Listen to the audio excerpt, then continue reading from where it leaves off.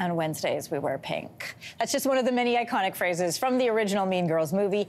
And if ever there was a Wednesday to be wearing pink, it is today. We are celebrating all things Mean Girls. That's why her hair is so big. It's full of secrets. We want to invite you to have lunch with us. Regina seems sweet. Get in, loser. We're going shopping.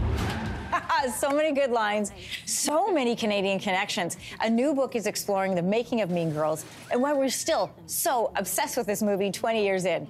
Jennifer Keeshan Armstrong is making fetch happen.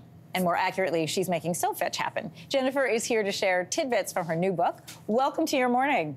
Thank you for having me and wearing this amazing pink. This is really and truly just for you. Here is something that surprised me. And I know a lot about this movie because I love this movie, but I didn't know this. It was originally supposed to be called Homeschooled. And at this point, 20 years in, so much has been written and discovered about the book. What were you surprised to learn? One of the things, you just brought this up, that it was called Homeschooled and that they changed the name to Mean Girls. That was actually one of the original headlines that was on one of the original stories about the source material, Queen Bees and Wannabes. But what a great title change. Yes. Right? It allows us to kind of have this way of referring to this phenomenon of Mean Girls, of people who kind of keep us out of the in-group, you know? And there's so many Canadian connections to the original film. Cast, filming locations. Rachel McAdams is the obvious, of course, but the casting director, Robin Cook, was a Canadian. And there's a lot of actors that you simply refer to as the Canadians. The Canadians. And I'm not kidding you. I'm not saying this just because I'm here.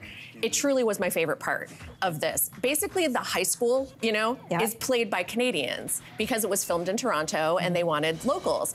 And so I love this because so many of them knew each other, had been to auditions together, grew up together. And I think it gives it a sense of a real high school because they truly did know each other. They have their own little cliques. They were all hanging out on set together. Yeah, and the actor who plays Kevin G, so one of them athletes, he's also from Scarborough. We met him years ago on this show, and I was like, you're in Mean Girls? Yes, Rajiv Surendra, and truly one of my favorite kind of characters in my book. Yes. He has a really incredible story of really, he had that great rap. That's his big moment. And he was so nervous about it. He had to rap, right? And it's kind of a little risque. And he was very worried. He had a conservative family. He was like, how am I going to explain this to them? But I think he really pulled it out at the end. It's one of the greatest performances. Okay, what people may also not know is there is a Stratford connection to Mean Girls in the wig. Yes, yes. And it cost how much?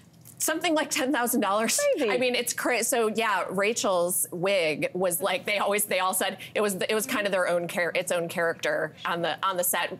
Hair was very, very, very big on this, literally and figuratively. I have a lot of hair stories in the book.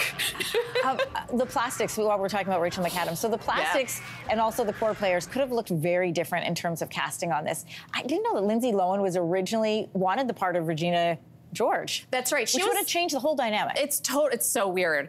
But she really was the only famous one at the time, you have to remember. That's right. So she had just done Freaky Friday, and so she was the first to sign on. She's the reason they basically could make the movie. And she said, she kind of had her pick at first, and she was like, I want to play Regina, which you can see why, right?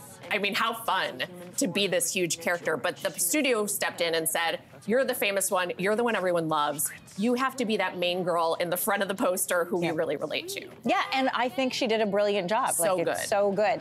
So the influence of Mean Girls has really grown over time, which is remarkable for any kind of film, never mind one that was specifically targeted at teenage girls. That's right. The limit truly doesn't exist when we're putting it in a pop culture lens, right? It's everywhere. Fashion, phrases. How did the internet play into this? Huge part of this, right? Obviously, it's a great movie, and that's the first part. We have to love it and want to go back. But it comes out the same year that Facebook is invented to just orient you. And so social media rises after this, and we get into memes and GIFs specifically. And this is a perfect movie for that. All the quotes, it looks gorgeous. We can recognize it right away. And millennials loved it. So the people making the memes and the GIFs at first were all going back to the Mean Girls, and that's why. If you have a fan of the movie in your life, or you are a fan, you should definitely pick this up. Lots of great tidbits in here. It is called So Fetch. Make it happen. Hey, thanks for watching. If you liked this, be sure to subscribe here, or you can check out more Your Morning videos right here.